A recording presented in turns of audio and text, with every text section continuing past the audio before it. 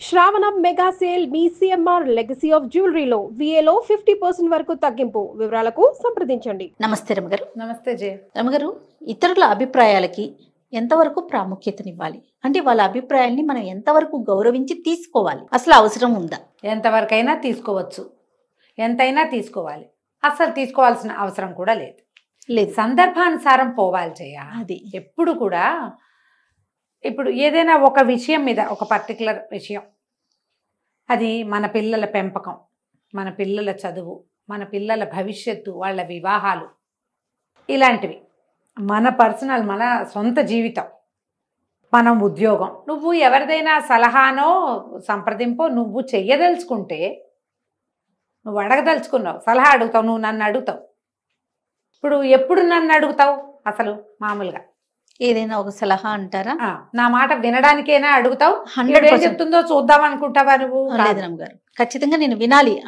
నాకు ఇంకా తేలట్లా ఆ సమస్య. సో నా ఒక ఒపీనియన్, సెకండ్ ఒపీనియన్ గా మిమ్మల్ని అడుగుతా. మీరు చెప్పింది ఖచ్చితంగా ఫాలో అవ్వాల్సిందే, పాటించాల్సిందే. అది ఇప్పుడు నేను సలహా చెప్తున్నా. నేను ఒక విషయం, నువ్వు నన్ను అడిగావు, రమ్మగారు ఇప్పుడు ఏం చేయాలండి అని. నేను అలా ఇది చెయ్యి. ఇప్పుడు మా పక్కన ఇంకో పిల్ల ఎవరో కూర్చుంది, అలా చేస్తే ఇలా అవుతుంది, ఇలా చేస్తే వాళ్ళు అంటారు. నేనా ఇంపార్టెంట్, పక్కన మాట్లాడిన వాక్యమా? ఖచ్చితంగా మీరే అవుతారు. ఇప్పుడు కానీ జనం ఎట్లా అవుతారంటే, ఈ మిగిలిన ఇద్దరు ముగ్గురు ప్లస్ ఆర్ మైనస్గా మాట్లాడతారు చూడు. టెంటేటివ్గా ఉంటాయి కొన్ని వాక్యాలు, ముందు వెనకగా. వాటి మీద ఫోకస్ వెళ్ళిపోతుంది. వెళ్ళేసరికల్లా ఏమవుతుంది, నువ్వు తేల్చుకోలేకపోతావు, డిసైడ్ అవ్వలేకపోతావు. చేస్తే ఇలా వీళ్ళు అన్నట్టుగా అవుతుందేమో అనిపించేస్తుంది. ఇప్పుడు మనం ఒక విషయంలో 10 మంది అభిప్రాయాలు తీసుకున్నప్పుడు అలాగే అవుతుంది కదా. అంతే కదమ్మ గారు, ఖచ్చితంగా. అందుకని మనం ఏం చేయాలి, మనం ఎవరి అభిప్రాయం వినదలుచుకున్నామో వాళ్ళనే వినాలి. ఎవరైతే కరెక్ట్ గా చెప్తారనుకుంటామో, నువ్వు నమ్ముతావో, అది ఎవరిని నువ్వు నమ్ముతావో, ఈ విషయంలో వీళ్ళు కాన్ఫిడెంట్ గా ఉన్నారు, వాళ్ళు చెప్పింది కరెక్ట్, వాళ్ళు ఏం చెప్తే అది చేస్తారు, అయ్యి వచ్చినా పై వచ్చినా ఏదైనా సరే అని వింటే నీకు బాగా నడుస్తుంది. నువ్వు మంది అభిప్రాయాలు విన్నావనుకో, 10 మందివి వింటే నువ్వు డిసైడ్ చేసుకోలేకపోతావు.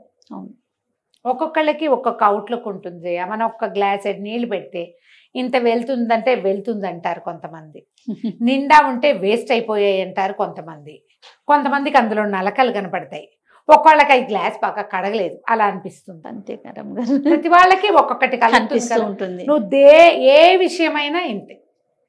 నువ్వు 10 మంది అభిప్రాయాలు కనుక్కుని చేసే విషయాలు కొన్ని ఉంటాయి, ఒక్కళ్ళ దగ్గరే సలహా తీసుకోవాల్సినవి కొన్ని ఉంటాయి, కొన్ని నువ్వే డిసైడ్ చేసుకోవాల్సినవి ఉంటాయి. కేవలం మన ఇంట్లో మాత్రమే సంప్రదించి మనం 1 to 1 మాత్రమే మాట్లాడుకుని చేయవలసినవి ఉంటాయి. పెద్దవాళ్ళు చెప్తారు బాలాదపి సుభాషితం అని. బాలాదపి సుభాషితం అంటే మంచి మాట బాలుడి దగ్గర నుంచి అయినా తీసుకోవచ్చు. ఓకే, ఇది అందరి మాట వినాలి అని కాదు చెప్పింది, సుభాషితం మంచి మాట అయితే బాలుడి దగ్గర నుంచి అయినా తీసుకో అని. ప్రతివాడి అభిప్రాయము నువ్వు పుచ్చుకోవాల్సిందేనని ఎక్కడా చెప్పలా.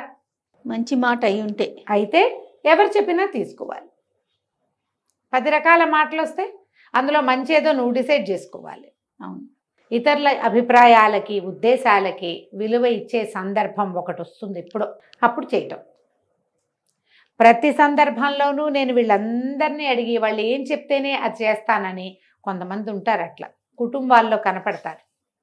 వీళ్ళేమో తమ పిల్లలు ఏం చేయాలన్నా మా అన్నయ్య ఒప్పుకోవాలి, మా తమ్ముడు ఒప్పుకోవాలి, మా అన్నయ్య మా వదిన ఒప్పుకోవాలి, మా వదిన వాళ్ళ నాన్నగారు భలే తెలివైన వారు, చాలా గొప్పవారు, నా జీవితంలో ఆయనే ఒక సహాయం చేశారు, లేదా ఆయన సలహా పాటించి నేను బాగున్నాను కాబట్టి మన పిల్లల విషయాలు వీళ్ళందరితోటి డిస్కస్ చేయాలని చూస్తారు.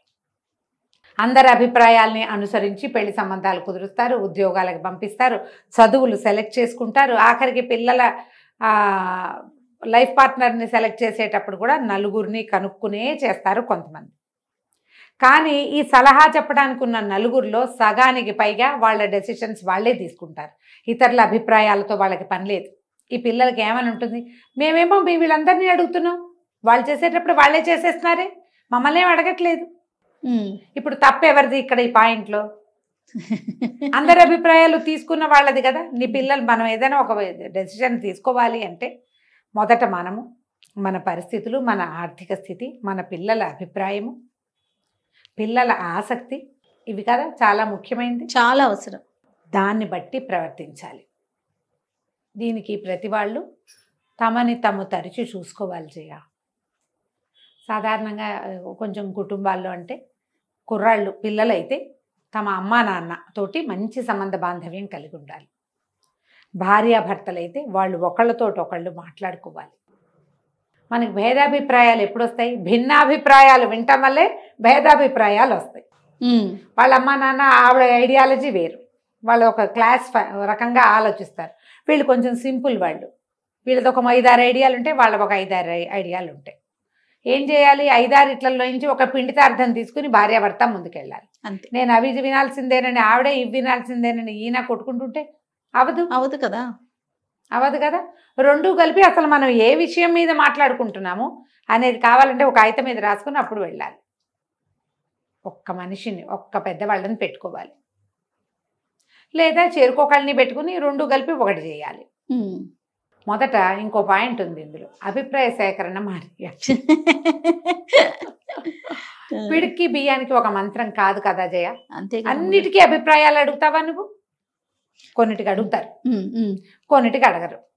ఒక విషయం చెప్తా. కొంతకాలం క్రితం ఒక పేరెంటానికి వెళ్ళాం. ఎన్నేళ్ళ క్రితం, చాలా కాలం అయింది. పాప పెద్దదైంది. వాళ్ళు ఎంత గ్రాండ్గా చేశారు జయ, చాలా గ్రాండ్గా చేశారు. పాపని కూర్చోబెట్టినప్పుడే చక్క కొత్త లంగా కట్టి కూర్చోబెట్టారు. మా ఇళ్ళల్లో మాకు తెలియదు, అవి నాకు ఐడియా లేదు. పువ్వులు జడేశారు, కొత్త బట్టలు కట్టి చక్కగా మంచి దీంట్లో కూర్చోబెట్టారు. ఏమిటో స్నానాలకి వాళ్ళని పిలిచి వీళ్ళని పిలిచి ఎంత గందరగోళం చేశారు, ఎంత గ్రాండ్గా చేశారు జయ. మేము ఇలా చేయమండి, మా ఇళ్ళల్లో ఇలా అలవాట్లేదు, ఏంటో అందరికీ చెప్పుకుంటారు, ఇలాంటివి చెప్పాలా అని ఒక ఐడియా. రెండో వాళ్ళు, ఆ పిల్ల అలసిపోతుందని కొంచెం రెస్ట్ ఇవ్వాలి, కొత్తగా ఒక శరీరంలో నుంచి కొత్త మార్పు జరిగితే దీనికి లంగా కట్టుకో, పువ్వులు జడేసుకో, ఈ గోల ఏమిటి, హాయిగా దాన్ని పడుకోనివ్వచ్చు కదా అని ఇంకొకళ్ళు. ఆ కింద పడుకోబెడితే పిల్లకి బ్యాక్ పెయిన్ రాదా అని ఇంకొకళ్ళు. అది కొత్త లంగా కట్టారేమిటి, లంగా వేస్ట్ అయిపోతుంది కదా, చాకలకో ఎవరికో ఇచ్చేయాలో ఏమిటో, డబ్బులు వేస్ట్ అని ఇంకొకళ్ళు. ఇంకో హిందీ జనాలు కొంతమంది, హమ్ ఏ సబ్ నహీ కర్తే అని ఇంకొకళ్ళు. ఇన్ని మాట్లాడుకుంటారు. ఈ మొత్తం అభిప్రాయాల అవసరం ఉందా అక్కడ? అస్సలు లేదు. వాళ్ళు ఏం చేయదలుచుకున్నారో అది చేసేస్తున్నారు. మా ఇంట్లో ఇలాగే అలవాటు, మేము ఇలాగే చేస్తాం, 3 అన్నదమ్ములకు ఒకటే పిల్ల, ఈ ఫంక్షన్ కోసం ఎప్పటి నుంచో చూస్తున్నాం, గ్రాండ్గా చేసుకోవాలని. గ్రాండ్. ఇప్పుడు ఎవరి అభిప్రాయంతో పని ఉంది ఇక్కడ? అవును, ఎవరి అభిప్రాయంతో పని లేదు. కానీ మనకి భిన్నాభిప్రాయాలు ఉంటాయి. మనం ఏం చేయాలి? నోరు మూసుకుని చేస్తున్నారు, పిలిచారు, వెళ్ళాం, చక్కగా భోజనం పెట్టారు, తిన్నాం, పేరెంట్ కదా, తాంబూలాలు ఇచ్చారు, పుచ్చుకున్నాం, నచ్చితే తీస్తాం, వెళ్తాం. నాకు నచ్చలేదనుకో, నెక్స్ట్ టైం ఇలాంటి పేరెంటాలకి నేను వెళ్ళను అని డిసైడ్ అవుతాం. అంతే, ఇక్కడ ఆగిపోవాలి. కానీ జనం ఎట్లా ఉంటారంటే అభిప్రాయాలు వెలువరుస్తారు, అడుగుతారు కానీ వాళ్ళు చేసేది వాళ్ళే చేసుకుంటుంటారు. కొంతమంది అందరిని అడిగి వాళ్ళ ఐడియా ప్రకారం చేస్తారు. ఇంకొకళ్ళు ఉంటారు పెద్ద మనుషులు, ఇలా చేయకూడదని వాళ్ళకి గ్యారంటీగా తెలుసు. ఏమి నాబోటి పెద్దకైనో కనుక్కుని పర్వాలేదమ్మా అని నేనంటే ఆవిడే చెప్పిందని అందరికి ప్రచారం చేస్తారు. ఆ పేరు కాస్త ఆవిడకే వీళ్ళు చేయదలుచుకునే ఉంటారు. ప్రధానమైనది ఈ అభిప్రాయ సేకరణ తగ్గించుకోండి. ఇక్కడ ప్రస్తుత ప్రపంచంలో ఎవరు ఎవరిని ఉద్ధరించే వాళ్ళు లేరు. ఎవడి జీవితం వాడిది, ఎవడి సమస్య వాడిది. వాడికి ఏదైనా దెబ్బ తగిలినా, ఇబ్బంది వచ్చినా అయ్యో పాపం అంటారు తప్ప జనం ఓసారి అంటారు. అవును, ఆ నొప్పి పూర్తిగా సహించవలసిన వాడెవడు? ఎవడికి వచ్చిందో కష్టం వాళ్ళే కదా. మీకేదో అభిప్రాయం ఉంది, మీ విషయంలో మీరు యాక్ట్ చేయబోకండి, సరిపోతుందిగా. అంతేగా. కానీ ఇది వరకటికి ఇప్పటికీ ఆ డిఫరెన్స్ వచ్చేసింది జయ. ఎందుకంటే చెప్తా చూడు, పెళ్లి సంబంధాలు వ్యవహారాల్లో ఇది వరకు మన కజిన్స్ వాళ్ళు చాలా పెద్దవాళ్లే చూసేవాళ్ళు సంబంధాలు. మన మామయ్యలో, బాబాయ్లో, పెదనాన్నో, పెత్తాతయ్య, చింతాతయ్య, అమ్మ వాళ్ళ మేనమామ లేదా నాన్న వాళ్ళ మేనమామ వాళ్ళు వచ్చి కూర్చుని ఈ పెళ్లి సంబంధాలు సెట్ చేసేవాళ్ళు. ఇప్పుడు ఏదమ్మా అది? అస్సలు అవేం లేవు. ఈ ఆన్లైన్ ఇవి ఏమంటారు, మ్యాట్రిమోనియల్ సర్వీసెస్ వచ్చేసినాయి. వాళ్ళు ఎవరో ఏమిటో తెలియదు. నా దగ్గర ఇప్పుడు 60 సంబంధాలు ఉన్నాయి, ఎక్కడెక్కడి నుంచో వస్తాయి. కుర్రాడు పొడుగ్గా ఉన్నాడు, అమ్మా నాన్నకు ఉద్యోగాలు ఇంటే తెలుసు, దిగాక కానీ ఆ లోతు ఏమిటో తెలియదు. ఇప్పుడు అభిప్రాయాలు లేవు, సేకరణలు లేవు, ఏమీ లేవు. ఈ లేని కాలంలో కూడా కొంతమంది ఇలా దొరుకుతూ ఉంటారు. ఇతరుల అభిప్రాయాలకు విలువ ఇచ్చి తమ యాక్ట్ చేయాల్సింది చెయ్యరు. ప్రధానంగా ఒకటి నమ్మండి, మన జీవితం మనది. దీని బలువు సులువు ఏదైనా మనమే, అక్షరాల మనది మాత్రమే. ఎవ్వరూ 2 రోజులు సెలవు పెట్టి మన పని మీద తిరగరు.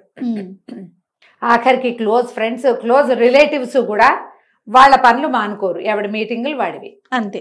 అలాంటప్పుడు ఇంకెందుకు, జస్ట్ ఫోన్ మీద ఒక ఐడియా కనుక్కుని నచ్చితే చేస్తాను, లేకపోతే లేదు. అంతే కదా. అంతే రమ్మగారు, ఆలోచించి ముందుకెళ్ళండి. తప్పకుండా. అంతే. నమస్తే. నమస్తే.